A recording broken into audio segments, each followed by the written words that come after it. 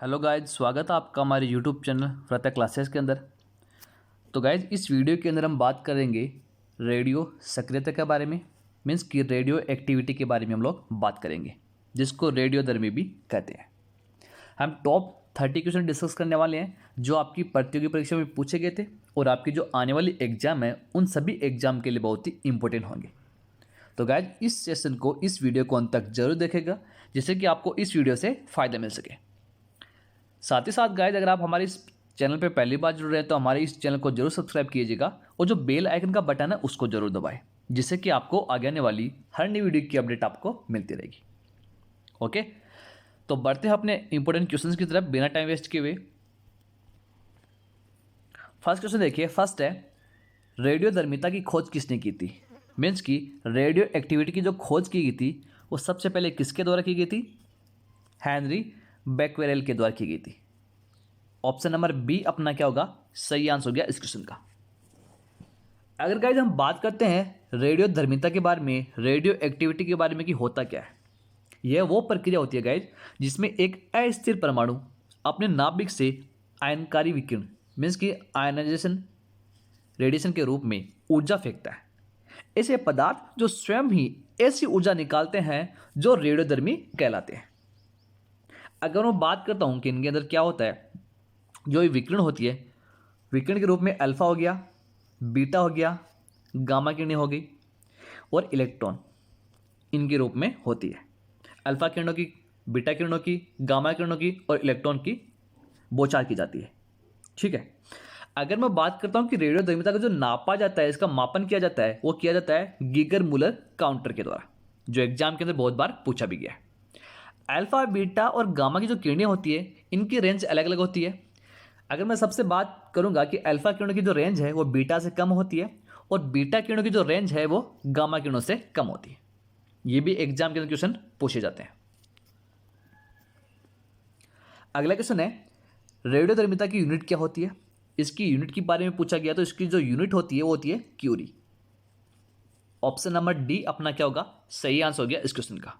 Radio activity की unit होती है क्यूरी। अगला क्वेश्चन देखिए, अगला है रेडियोधर्मी तत्व किसका उत्सर्जन करते हैं। जो रेडियोधर्मी तत्व होते हैं गाइस, वो अल्फा, बीटा और गामा विकिरण का उत्सर्जन करते हैं। मैंने आपको बताया था अल्फा, बीटा और गामा। ठीक है, मीन्स कि जो अल्फा विकिरण होते हैं इनकी जो रेंज होती है वो होती है बीटा से कम होती है गाइस, और बीटा की जो रेंज होती है वो गामा से कम होती है। तो सबसे ज़्यादा होती है गामा की, उसके बाद बीटा की, उसके बाद अल्फा की। ठीक है, मैंने पीछे के क्वेश्चन में आपको गलत डायरेक्शन बता दी थी। ऐसा होगा इसके अंदर, अल्फा की जो रेंज होगी वो बीटा से कम होगी, उसके बाद बीटा की जो रेंज होगी वो गामा से किरणों से कम होगी। इस प्रकार कुछ होगी जो एग्जाम के अंदर बहुत बार पूछी भी जाती है। इंपॉर्टेंट है, ध्यान में रखिएगा। अगला क्वेश्चन देखिए, अगला है निम्नलिखित में से किस में ऋणात्मक आवेश होता है। मीन्स कि नेगेटिव आवेश किसके अंदर होता है। नेगेटिव आवेश की बात की गई तो वो होता है बीटा विकिरण के अंदर, बीटा किरण के अंदर। ठीक है, बीटा किरणें होती हैं, ये तेज गति से चलने वाले इलेक्ट्रॉन होते हैं गैस, और इन किरणों पे, इन विकिरणों पर एक इकाई ऋणावेश पाया जाता है या होता है। ये बीटा किरणें होती हैं गैस, ये चुंबकीय क्षेत्र तथा विद्युत क्षेत्र दोनों को, मीन्स कि चुंबकीय क्षेत्र होता है और विद्युत क्षेत्र, इन दोनों के ही द्वारा विक्षेपित की जाती है। ओके, कौन? बीटा विकिरण। अगर मैं बात करता हूं अल्फा के बारे में तो ये होता है पॉजिटिव आवेश होता है इन पे, और गामा की बात करता हूं तो इन पे किसी प्रकार का आवेश नहीं होता। ठीक है, याद रखिएगा, एग्जाम के अंदर क्वेश्चन पूछा जाता है बीटा किरणों पे जो आवेश होता है वो तो नेगेटिव आवेश होता है, अल्फा किरणों पे जो आवेश होता है वो पॉजिटिव आवेश होता है, और गामा किरणें होती हैं इन पे किसी प्रकार का आवेश नहीं पाया जाता। अगला क्वेश्चन देखिए, अगला है गामा किरणें किससे बनी होती है। गामा किरणों के बारे में बात की गई तो ये गैस बनी होती है विद्युत चुंबकीय तरंगे से। तो ऑप्शन नंबर डी अपना क्या होगा? सही आंसर हो गया इस क्वेश्चन का। गामा किरणों से इस प्रकार से लिखा जाता है, इनको डिनोट किया जाता है। ओके, और साथ ही साथ गाइस, अगर आप हमारे इस चैनल पर पहली बार जुड़ रहे हैं तो हमारे इस चैनल को जरूर सब्सक्राइब कीजिएगा और जो बेल आइकन का बटन है उसको जरूर दबाएं, जिससे कि आपको आगे आने वाली हर नई वीडियो की अपडेट आपको मिलती रहेगी। अगर गाइज आपको ये वीडियो पसंद आ रहा है तो इस वीडियो को लाइक कीजिए, शेयर कीजिए और आप इस पर कमेंट भी कर सकते हैं। साथ ही साथ अगर आपको क्वेश्चन का आंसर आ रहा है तो आप कमेंट में साथ साथ देते रहिए। ओके। और अगर आपको इस वीडियो की पीडीएफ फाइल चाहिए तो टेलीग्राम पर एक चैनल हमारा, उसको ज्वाइन करें, वहाँ पे आपको सभी प्रकार की पीडीएफ फाइल मिल जाएगी और डिस्क्रिप्शन के अंदर लिंक दे रखा है। तो गाइज बढ़ते हैं अपने अगले क्वेश्चन की तरफ। अगला क्वेश्चन देखिए, गामा किरणें क्या होती है? गामा किरण के बारे में पूछा गया। तो गाइज ये होती है एक प्रकार से रेडियो सक्रिय पदार्थ हो तथा उत्सर्जित उच्च ऊर्जा युक्त किरणें होती है। तो ऑप्शन नंबर सी क्या हो गया अपना सही आंसर हो गया इस क्वेश्चन का, जिन पे किसी प्रकार का आवेश नहीं पाया जाता। ठीक है, और इनकी भेदन क्षमता भी सबसे ज्यादा होती है गामा किरणें की। अगला क्वेश्चन है कि न्यूनतम पारगम्य शक्ति किरण कौन सी है? तो गैस कौन सी होती है? वो होती है अल्फा किरण की। मैंने बताया था अल्फा, उसके बाद बीटा, उसके बाद गामा। ठीक है, इस प्रकार से कुछ रहती है अल्फा किरणें जिन पे पॉजिटिव आवेश पाया जाता है। अगला क्वेश्चन देखिए, अगला है निम्नलिखित में से कौन सा तत्व प्राकृतिक रेडियो सक्रियता नहीं दर्शाता? कौन सा तत्व इन ऑप्शन में से नहीं दर्शाता गाइस? तो गाइस वो होगा एल्यूमिनियम, Al। तो ऑप्शन नंबर सी क्या हो गया अपना सही आंसर हो गया इस क्वेश्चन का। अगर मैं बात करता हूं कि सबसे अधिक जो प्राकृतिक रेडियो सक्रिय तत्व है वो कौन सा है, तो वो है यूरेनियम। ठीक है, सबसे पहले इसी को खोजा गया था। और कौन सा है? पोलोनियम। ठीक है, जो सबसे कम है रेडियो सक्रिय लेकिन है। ठीक है, तो एल्यूमिनियम इसमें से बिल्कुल नहीं है, तो एल्यूमिनियम अपना सही आंसर हो गया इस क्वेश्चन का। ये यूरेनियम, थोरियम और पोलोनियम ये क्या है? प्राकृतिक रेडियो सक्रिय तत्व है। अगला क्वेश्चन देखिए, अगला है नाभिक के विखंडन के दौरान श्रृंखला अभिक्रिया को नियंत्रित करने के लिए न्यूट्रॉनों का अवशोषण करने हेतु निम्न में से किसका प्रयोग किया जाता है? तो गाइस ये किया जाता है बोरोन का प्रयोग किया जाता है। तो ऑप्शन नंबर ए अपना क्या होगा सही आंसर हो गया इस क्वेश्चन का। ओके, अगला क्वेश्चन देखिए, अगला है निम्नलिखित में से कौन एक रेडियो एक्टिव तत्व नहीं है? रेडियो एक्टिव तत्व की बात की गई कि नहीं है ऑप्शन के अकॉर्डिंग। अगर ऑप्शन के अकॉर्डिंग मैं बात कर दूं तो जर्कोनियम क्या है? रेडियो एक्टिव तत्व नहीं है। तो ऑप्शन नंबर डी अपना सही आंसर हो गया इस क्वेश्चन का। ठीक है, बाकी के ट्राइटियम हो गया, फ्रांसियम हो गया, एस्टेटिन हो गया, ये क्या है? रेडियो एक्टिव तत्व है लेकिन जर्कोनियम नहीं है। तो जर्कोनियम अपना सही आंसर हो गया इस क्वेश्चन का। ओके, और जितने भी क्वेश्चन गाइस हम लोग डिस्कस कर रहे हैं ये आपकी प्रीवियस एग्जाम के अंदर पूछे गए हैं और आपकी आने वाली एग्जाम के अंदर इसी प्रकार से क्वेश्चन पूछे जाएंगे। तो आप इस वीडियो को अंत तक जरूर देखिएगा। अगला क्वेश्चन देखिए, अगला है रेडियोधर्मी वस्तु को किससे बने पात्र में रखना चाहिए? तो गाइस इनको रखना चाहिए पीबी मींस की लेड जिसको बोलते हैं सीसा, सीस या प्लम्बम जिसको बोला जाता है, इनके अंदर इसको रखना चाहिए। तो ऑप्शन नंबर ए अपना क्या होगा सही आंसर हो गया इस क्वेश्चन का। ठीक है, जो लेड होता है ये क्या होता है? सबसे घना होता है और स्थिर एलिमेंट है, स्थिर तत्व है। अगर मैं बात करता हूं लेड के एटॉमिक नंबर के बारे में जो एग्जाम के अंदर बहुत बार पूछा भी गया है, तो 82 इसका एटॉमिक नंबर है। ध्यान में रखिएगा, एग्जाम के अंदर बहुत बार पूछा भी गया है। ओके, अगला क्वेश्चन देखिए, अगला है रेडियोधर्मी पदार्थ का आधा जीवन काल 70 दिन का है। उसी पदार्थ का 1 ग्राम कितने दिन बाद 0.25 ग्राम रह जाएगा? कितने दिन बाद रह जाएगा? तो गाइज इनका क्या होगा डबल हो जाएगा 140 दिन बाद। ऑप्शन नंबर ए क्या हो गया अपना सही आंसर हो गया इस क्वेश्चन का। अगला क्वेश्चन देखिए, अगला है एक रेडियो एक्टिव पदार्थ की अर्ध आयु 4 महीने है। ठीक है, इस पदार्थ के 3/4 भाग का क्षय होने में समय लगेगा। तो ये जो पदार्थ है इनका 3/4 भाग को कम होने में या क्षय होने में या खराब होने में जो समय लगेगा वो लगेगा 8 महीने, मीन्स कि इसका डबल हो जाएगा। तो ऑप्शन नंबर सी अपना सही आंसर हो जाएगा इस क्वेश्चन का। अगला क्वेश्चन देखिए, अगला है रेडियो कार्बन काल निदान किसकी आयु का आंकलन करने के लिए प्रयुक्त किया जाता है?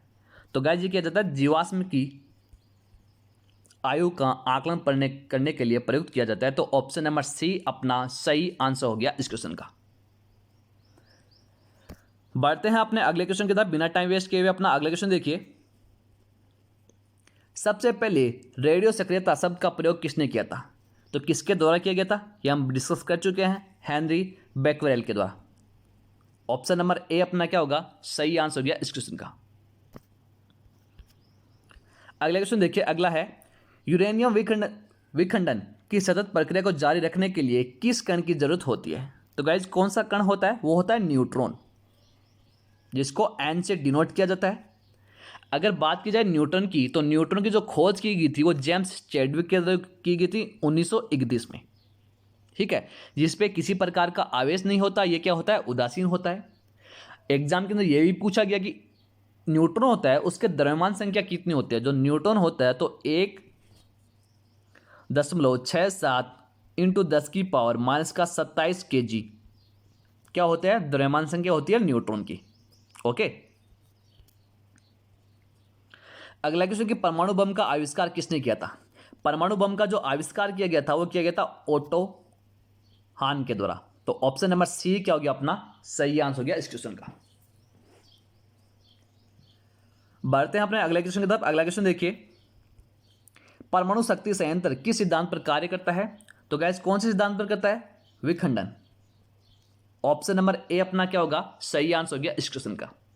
अगर बात की जाए विखंडन के बारे में तो क्या होता है कि एक एलिमेंट होता है, एक तत्व होता है जो दो छोटे छोटे एलिमेंट के रूप में बट जाता है। अगर मैं बात करता हूं कि यूरेनियम के बारे में तो 92 इसका परमाणु क्रमांक होता है। तो ये छोटे छोटे तत्वों में बटेगा, ठीक है। तो एक तो बट गया बेरियम के रूप में Ba के रूप में, और एक बट गया क्रिप्टन के रूप में Kr के रूप में। अगर बेरियम की बात की जाए तो इसका जो परमाणु क्रमांक है वो होता है 56, और क्रिप्टन की बात की जाए तो इसका परमाणु क्रमांक होता है 36। तो विखंडन क्या होता है परमाणु शक्ति कि एक बड़ा परमाणु दो छोटे छोटे परमाणु के अंदर बट जाता है, उसी को हम क्या बोलते हैं? विखंडन। ओके, अगला क्वेश्चन देखिए, अगला है किस प्रकार की अभिक्रिया से सबसे अधिक हानिकारक विकिरण पैदा होता है? तो किस प्रकार की अभिक्रिया होती है? वो होती है विखंडन अभिक्रिया। ऑप्शन नंबर बी अपना सही आंसर हो गया इस क्वेश्चन का। हम लोग डिस्कस कर चुके हैं इसके बारे में कि विखंडन क्या होता है। अपना जो अगला क्वेश्चन है वो है कि निम्नलिखित में से कौन सा सौर ऊर्जा का स्रोत नहीं है? सौर ऊर्जा का स्रोत है, सौर ऊर्जा का जो स्रोत है ऑप्शन के अकॉर्डिंग तो वो है नाभिकीय संलयन, ठीक है। विखंडन के अंदर क्या होता है कि एक बड़े नाभिक होता है वो दो छोटे छोटे नाभिक के अंदर टूट जाता है, लेकिन जो नाभिकीय संलयन होता है इसके अंदर क्या होता है कि एक जो छोटे छोटे दो एलिमेंट होते हैं वो जुड़ करके एक बड़ा एलिमेंट बनाते हैं। तो नाभिकीय संलयन मीन्स कि ऑप्शन नंबर बी अपना सही आंसर हो गया इस क्वेश्चन का। अगला क्वेश्चन देखिए, अगला है नाभिकीय संयंत्रों में ग्रेफाइट का उपयोग किया जाता है। ग्रेफाइट का उपयोग क्यों किया जाता है? विमंदक की तरह से, ठीक है, मीन्स की रिटार्डेशन के रूप में किया जाता है। तो ऑप्शन नंबर सी अपना सही आंसर हो गया इस क्वेश्चन का। अगला क्वेश्चन देखिए, अगला है न्यूक्लियर रिएक्टरों में विमंदक और प्रशीतक दोनों की तरह प्रयुक्त होने वाला तत्पदार्थ है। तो कौन सा है? तो गाइस वो पदार्थ का नाम है भारी पानी, जिसको हम बोलते हैं D2O, जो एग्जाम के अंदर बहुत बार पूछा गया कि रिटार्डेशन के रूप में, मंदक के रूप में, या भारी पानी का जो सूत्र होता है, जो फॉर्मूला होता है वो होता है D2O। एग्जाम के अंदर बहुत बार पूछा गया है। इसके अंदर क्या होता है बच्चे कंफ्यूज हो जाते हैं। तो न्यूक्लियर रिएक्टरों में विमंदक और प्रशीतक दोनों की तरफ प्रयुक्त होने वाला पदार्थ कौन सा है? भारी पानी है, जो होता है D2O। ओके, अगला क्वेश्चन है कि हाइड्रोजन बम किस सिद्धांत पर कार्य करता है?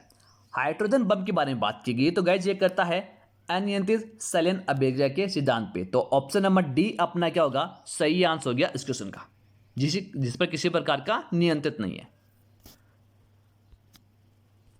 अगला क्वेश्चन कि हाइड्रोजन बम विकसित किया गया था।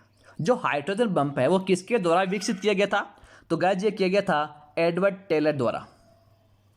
ऑप्शन नंबर ए अपना क्या होगा सही आंसर हो गया इस क्वेश्चन का। एडवर्ड टेलर के द्वारा ही हाइड्रोजन बम विकसित किया गया था सबसे पहले।